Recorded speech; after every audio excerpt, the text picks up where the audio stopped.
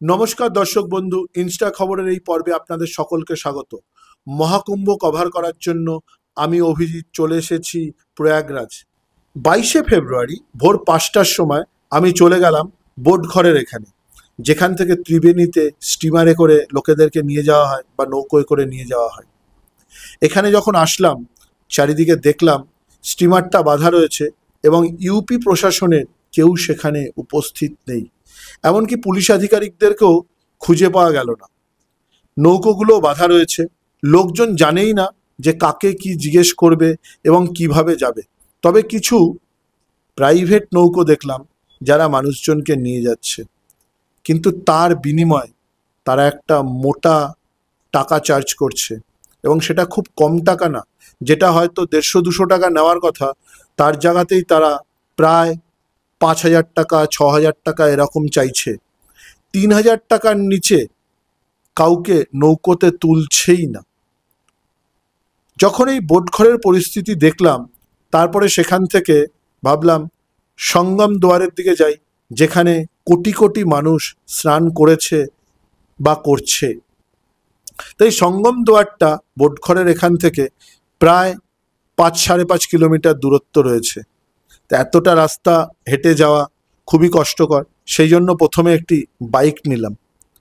বাইকটি একটি ব্রিজের ওখানে ছাড়লো, যেখান থেকে সঙ্গম দুয়ারের দূরত্ব প্রায় 2 কিলোমিটার। এই 2 কিলোমিটার কিন্তু আপনাকে হেঁটেই যেতে হবে, কোনো উপায় নেই।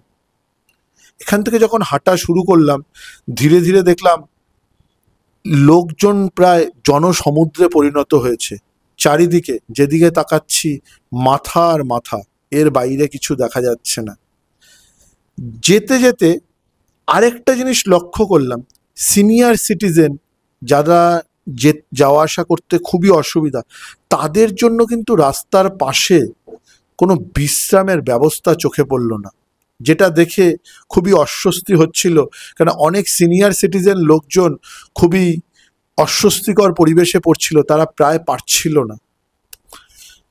যাক, এরপরে যখন সঙ্গম ঘাটে গিয়ে পৌঁছালাম, সেখানে এক প্রায় জনসমুদ্র। এখানে বেশ কিছু পুলিশ আধিকারিককে দেখা গেল এবং প্রশাসনের লোকজনকে দেখা গেল। এখানে কন্টিনিউয়াসলি অ্যানাউন্সমেন্ট হচ্ছে যে আপনারা যে ঘাটে আছেন সেখানেই স্নান করুন এবং স্নান করে তাড়াতাড়ি ফিরে যান। এবং এখানে মানুষজনকে কিন্তু বসতে বিশেষ করে নিষেধ করা হচ্ছে। তার কারণ আমরা প্রত্যেকেই জানি পদপিষ্ট হয়ে যাওয়ার একটা সম্ভাবনা থেকেই যায় এবং এই ধরনের দুর্ঘটনা যেখানে ঘটেছে। অন্যদের মতো আমিও লক্ষ্য করতে থাকলাম যে স্নান করার জন্য ঘাটটা কিরকম রয়েছে বা কতটা জল রয়েছে, কিন্তু বিশ্বাস করুন হাঁটুর বেশি জল আমি খুঁজে পেলাম না যে জায়গাটায় স্নান করার জন্য সবাই নামছে। আর এখানে একটি বিশেষ উল্লেখযোগ্য, আপনি যদি পোস্টের পাশে যে নাম্বার দেওয়া রয়েছে সেই নাম্বার যদি আইডেন্টিফাই না করেন আর যদি মোবাইলের নেটওয়ার্ক কাজ না করে, তবে কিন্তু আপনি আপনার নিজের কাছের মানুষকে খুঁজে পাবেন না। সেই জন্যই প্রত্যেক দর্শক বন্ধু যারা যাবেন বা যারা ওখানে ছিলেন, তারা প্রত্যেকেই কিন্তু ওই একটা নাম্বার পোস্টের পাশে সেই জিনিসটা বারবার আইডেন্টিফাই করে সেখানেই নিজেদের লোকজনকে থাকতে বলছিল। এখানে স্নান করার জন্য আমরা প্রত্যেকে জানি দেশ বিদেশ থেকে হাজার হাজার কিলোমিটার পার করে বিভিন্ন পুণ্যার্থীরা এসেছে। তারা তাদের শ্রদ্ধা নিবেদন করছে, মন্ত্রোচ্চারণ করে গঙ্গায় ডুব দিচ্ছে। অনেকে আবার ফটো তুলতেও ব্যস্ত, কেন এখনকার যুগ, এগুলো ইনস্টাগ্রাম ফেসবুক বিভিন্ন জায়গায় আপলোড করতে হবে। যদিও বা পুলিশ প্রশাসন বলছে তাড়াতাড়ি স্নান করে আপনার তাড়াতাড়ি স্থান খালি করুন, কেউ কেউ আছে তারা তাদের জীবনকে ধন্য মনে করছে এই কুম্ভতে আসতে পেরে এবং এই 144 বছরের যেই মহাকুম্ভ আছে সেখানে স্নান করতে পেরে। তাদের প্রত্যেকের মুখে এক অদ্ভুত আনন্দের ব্যাপ্তি দেখা যাচ্ছিল।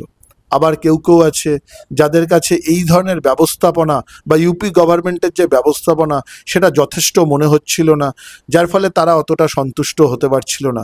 কোনো সিনিয়র লোক আছে যারা এত সময় যখন এত দূর কষ্ট করে আসছিল তারা পেরে উঠছিল না, তারা যখন এই পুণ্যস্নান করে তারপরে তাদের এক অদ্ভুত অভিব্যক্তি দেখা যাচ্ছিল।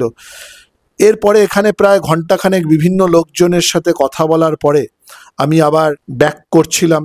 তখন দেখলাম ব্যাক করার সময় অনেকে আর পেরে উঠছিল না, আর ধীরে ধীরে মানে সূর্য উঠছিল, গরমও অনেক বাড়ছিল, তার সাথে সাথে গরমের সাথে পাল্লা দিয়ে মনে হয় জনসংখ্যা আরো কয়েক গুণ হারে বাড়ছিল। কোথাও নিজেদেরই ভয় হচ্ছিল যে পদপিষ্ট না হয়ে যায়।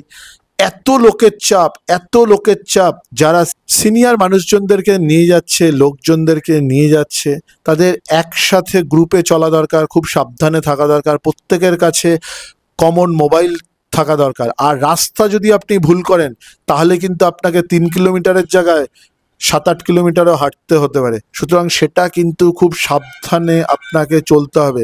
আর একবার রাস্তা ভুল পথে পরিচালিত হলে তাহলে কিন্তু ফিরে ব্যাক করার কোনো অবকাশ থাকবে না। এই মহাকুম্ভ উপলক্ষে যখন শহরটা ঘুরছিলাম এবং এই কুম্ভের বিভিন্ন ঘাট দেখলাম, তখন দেখলাম যে ইউপি গভর্নমেন্ট তার সাধ্য মতন চেষ্টা করেছে। এখানে হিন্দু ধর্ম, দেবদেবী, সাধু সন্ত, এদের বিভিন্ন ছবি দিয়ে বা শহরটাকে অনেক পরিষ্কার পরিচ্ছন্ন রাখার চেষ্টা করা হয়েছে। রাস্তাঘাটগুলো নতুন করে নির্মাণ করা হয়েছে।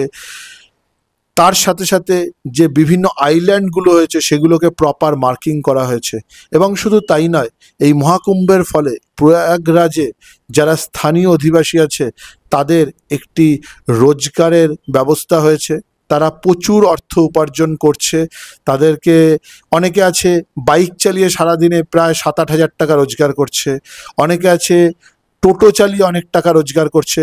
হোটেলগুলো যেগুলো হয়তো 2-2.5 টাকা রেট ছিল সেগুলো 5,000-7,000, এবং আপনি খুব কম হোটেলেই জায়গা পাবেন, মানে পাবেনই না প্রায় আগে থাকতে বুক না করা থাকলে।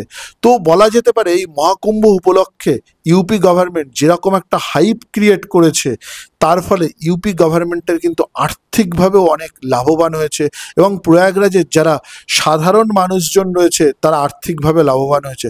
যদিও বা তাদের জীবনযাত্রার ওপর অনেকটা এফেক্ট পড়ছে, কেননা প্রচুর রাস্তাঘাট বন্ধ, বা তাদের স্কুল কলেজে যাওয়া বা দৈনন্দিন কাজকর্মে যাওয়া, এক্ষেত্রে তারা একটা সমস্যার সম্মুখীন হচ্ছে। বা হাসপাতাল, নার্সিংহোমে কোনো তাদের পরিবারের লোকজনকে নিয়ে যেতে হলে সেক্ষেত্রে তারা সমস্যার সম্মুখীন হচ্ছে। আসলে এটা খুব স্বাভাবিক ব্যাপার। যখন একটা অল্প রেডিয়াস, 8-10 কিলোমিটার রেডিয়াস জায়গার মধ্যে 45 দিনের মধ্যে প্রায় 55-60 কোটি মানুষ আসে, তখন এই ধরনের একটা চাপ থাকবে, সেটাই স্বাভাবিক। ইনস্টা খবরের পক্ষ থেকে প্রয়াগরাজ এই মহাকুম্ভে আসতে পারার জন্য আমি খুবই আনন্দিত। আশা করি দর্শক বন্ধু আপনারাও যারা আমাদের এই প্রতিবেদনটি দেখলেন তারাও এই সম্পর্কে কিছু তথ্য জানতে পারলেন। এবং আমাদের এই ধরনের তথ্যযুক্ত ভিডিও যদি আপনারা জানতে চান এবং সত্য খবর জানতে চান, তবে অবশ্যই আমাদের চ্যানেলটি সাবস্ক্রাইব করুন। ধন্যবাদ।